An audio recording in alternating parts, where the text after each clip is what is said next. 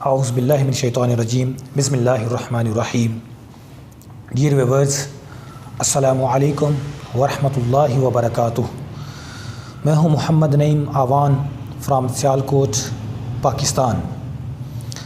آج جس موضوع پر میں گفتگو کرنے جا رہا ہوں وہ بہت ہی حساس اور سینسٹیو موضوع ہے، جس موضوع پر گفتگو کرنے سے پہلے ہر ایک شریف انسان، ایک عام انسان کئی بار سوچتا ہے. لیکن قربان جاؤں اپنے پیارے آقا محمد مصطفیٰ صلی اللہ تعالیٰ علیہ وآلہ وسلم پر کہ آپ کی زندگی سے ہمیں ان حساس موضوعات پر بھی رہنمائی مل جاتی ہے. اس موضوع، اس عنوان کا نام لیے بغیر میں نبی پاک صلی اللہ تعالیٰ علیہ وسلم کی کچھ روایات احادیث کی روشنی میں بیان کروں گا، سب جو کہ یہ حساس موضوع انشاءاللہ واضح ہو جائے گا. رسول اللہ صلی اللہ تعالیٰ علیہ وآلہ وسلم فاتحانہ طور پر جب مکہ مکرمہ میں داخل ہوئے تو آپ کے ساتھ فضالہ بن عمیر بھی ساتھ ساتھ چلنے لگ پڑے، جو کہ دل سے بھی مسلمان نہیں ہوئے تھے. ان کا ارادہ تھا کہ موقع پا کر رسول اللہ صلی اللہ تعالیٰ علیہ وسلم کو نعوذ باللہ قتل کر دیں گے. وہ آپ کے قریب آئے تو آپ نے انہیں دیکھ لیا. آپ صلی اللہ تعالیٰ علیہ وسلم ان کی طرف متوجہ ہوئے اور کہا، کیا فضالہ ہو؟ انہوں نے کہا، جی یا رسول اللہ، میں فضالہ ہوں. آپ صلی اللہ تعالیٰ علیہ وسلم نے دریافت کیا، تمہارے دل میں کیا بات آئی ہے؟ فضالہ نے کہا، کچھ نہیں، میں تو اللہ کا ذکر کر رہا تھا.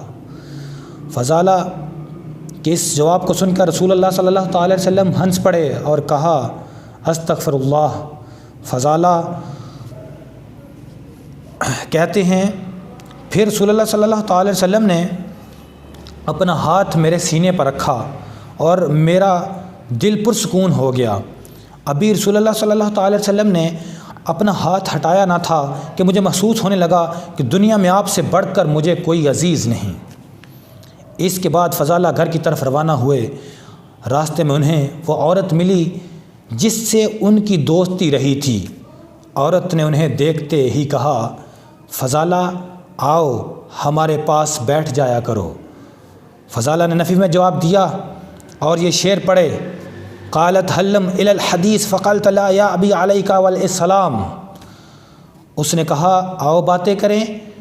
میں نے کہا، نہیں، اللہ اور اسلام تمہاری یہ بات نہیں مانتے. لو ما رأیت محمدًا وقبیلہ بالفتح یوم تکبیر الاصنام. اگر تم فتح کے دن محمد صلی اللہ علیہ وسلم اور ان کے زمرے کے افراد کو دیکھتی جس دن بت ٹوٹ پھوٹ گئے تھے، لا رأیت دین اللہ اضحیٰ بینا والشرک ویخشا وجہ الازلام. تم دیکھتی کہ اللہ کا دین غالب آ چکا ہے اور شرک کا چہرہ تاریکیوں نے ڈھانپ لیا ہے. بعد کے دنوں میں فضالہ بہت ہی اچھے مسلمان ثابت ہوئے. یہ واقعہ البدایہ والنہایہ میں موجود ہے. سبحان اللہ، ماشاء اللہ. دیکھیے کیسے نبی پاک صلی اللہ علیہ وسلم نے اس شخص کا دل پھیرا اور دل بدل دیا. بات یہیں تک نہیں، ایک مرتبہ رسول اللہ صلی اللہ تعالی وسلم کی مبارک مجلس میں ایک شخص نوجوان آیا اور آ کر بیٹھ گیا اور ادھر ادھر دیکھنے لگا. لوگوں نے محسوس کیا جیسے کسی کو تلاش کر رہا ہو. پھر سب نے سمجھا کہ شاید توقع کی کہ مجلس میں بیٹھے گا اور آپ صلی اللہ تعالی وسلم کی باتیں سنے گا. لیکن یہ کیا، اس نے رسول اللہ صلی اللہ تعالی وسلم کی طرف دیکھا اور جرأت سے کہا، یا رسول اللہ صلی اللہ علیہ وسلم، مجھے زنا کی اجازت دیجیے.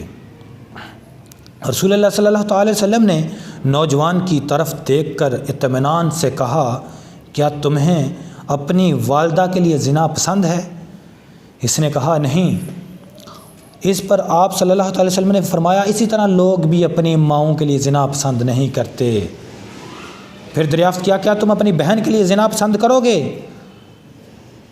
اس نے جواب دیا، نہیں. پھر آپ نے نوجوان سے کہا، اسی طرح لوگ اسے اپنی بہنوں کے لیے پسند نہیں کرتے. آپ صلی اللہ علیہ وسلم نے پوچھا، کیا تم اپنی پھوپھی یا خالہ کے لیے زنا پسند کرو گے؟ نوجوان نے اس بات پر بھی نفی کا جواب دیا.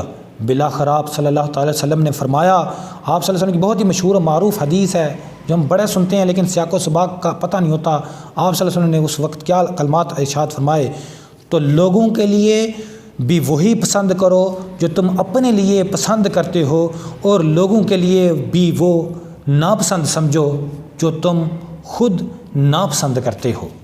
سبحان اللہ، ماشاء اللہ، کس انداز سے دلائل سے میرے آقا صلی اللہ تعالی وسلم ایک نوجوان کی تربیت فرما رہے ہیں، بغیر کسی غصے میں آئے، اور نوجوان کو ادراک ہو گیا کہ وہ غلطی پر تھا۔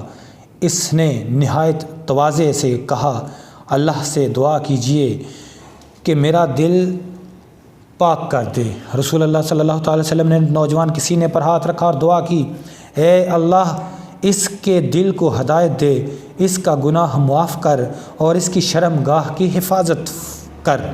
نوجوان یہ کہتا ہوا مسجد سے باہر گیا، واللہ میں رسول اللہ صلی اللہ تعالی وسلم کے پاس آیا اور مجھے دنیا کا کوئی کام زنا سے زیادہ پسند نہ تھا، اور اب یہ حالت ہے کہ دنیا کا کوئی کام مجھے زنا سے زیادہ بڑھ کر ناپسند نہیں ہے۔